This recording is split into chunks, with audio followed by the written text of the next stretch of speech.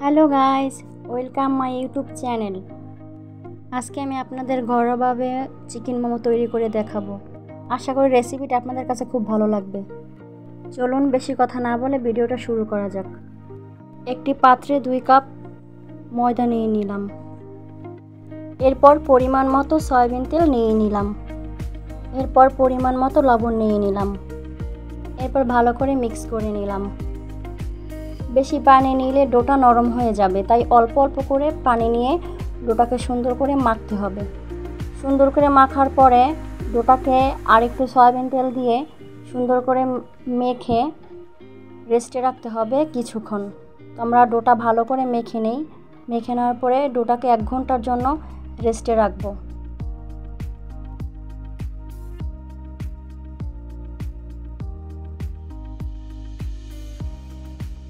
রেস্টে রাখার পর অন্য একটা পাত্রে আমি চিকেন নিয়ে নিলাম। চিকেনটাকে কুচি কুচি করে কেটে নিয়ে নিলাম। এরপর 1 চামচ ভিনেগার দিয়ে দিলাম। এরপর আমরা 2 চামচ সয়া সস নিয়ে নিলাম।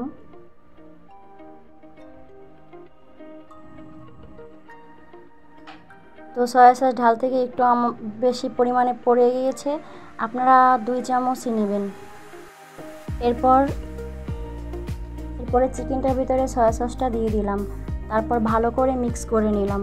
মিক্স করে নেওয়ার পরে আধা ঘন্টা রেস্টে রাখবো, যাতে চিকেনটার ভিতরে সয়া সসটা খুব ভালো করে ঢুকে যায়। এদিকে আমি একটা কড়াইতে সয়াবিন তেল দিয়ে দিলাম। সয়াবিন তেল দেওয়ার পরে পেঁয়াজ কুচি দিয়ে দিলাম। পেঁয়াজ কুচি দেওয়ার পরে কাঁচামরিচ কুচি দিয়ে দিলাম। কাঁচামরিচ কুচি দেওয়ার পরে একটু নাড়াচাড়া করে নিলাম। পেঁয়াজটাকে বেশি ভাজলে হবে না, অল্প ভাজলেই হয়ে যাবে। এরপর জিরের গুঁড়া দিয়ে দিলাম। জিরের গুঁড়া দেওয়ার পরে গোলমরিচের গুঁড়া দিয়ে দিলাম। গোলমরিচ দেওয়ার পরে একটু ভালো করে নাড়াচাড়া দিতে হবে।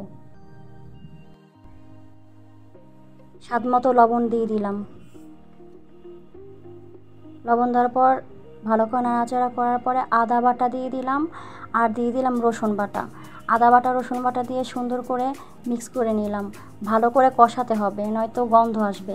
এরপর চিকেনটা দিয়ে দিলাম। চিকেনটা দেওয়ার পরে সুন্দর করে কষাতে হবে। যতক্ষণ না চিকেনের গায়ে পানি থাকে ততক্ষণ ভালো করে কষাতে হবে। কষানো হলে তারপর চিকেনটা হলে আমরা উঠিয়ে নেব। 10 মিনিট চুলার আঁচে চিকেনটা ভাজতে হবে। 1 ঘন্টা পরে ফিরে আসলাম। ডোটা একদম তৈরি হয়ে গেছে। এখন আমি এর থেকে ছোট ছোট করে লেচি কেটে নেব। লেচি কেটে নেওয়ার পরে আমি আপনাদের একটা মোমো তৈরি করে দেখাবো। এর জন্য লেচিটা কেটে ছোট রুটি বেলে নিলাম। ছোট করে বেললেই হবে, বেশিও পাতলা না বেশিও পুষ্ট না।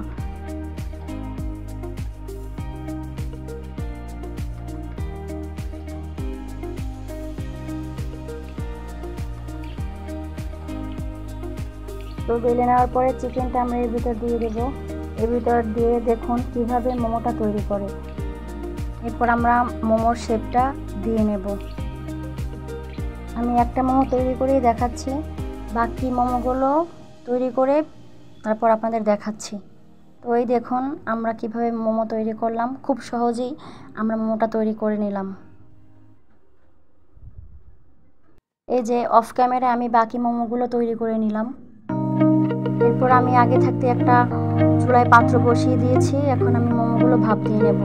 5 মিনিট ভাপ দিয়ে নেওয়ার পরে মোমোগুলো হয়ে যাবে। 5 মিনিট পরে ফিরে আসলাম। এই যে দেখুন আমাদের মোমো তৈরি হয়ে গেছে। মোমোগুলো খুব সুন্দর হয়েছে, তুলতুলে হয়েছে। তো ঘরোয়াভাবে মোমো সুন্দর করে তৈরি করা যায়।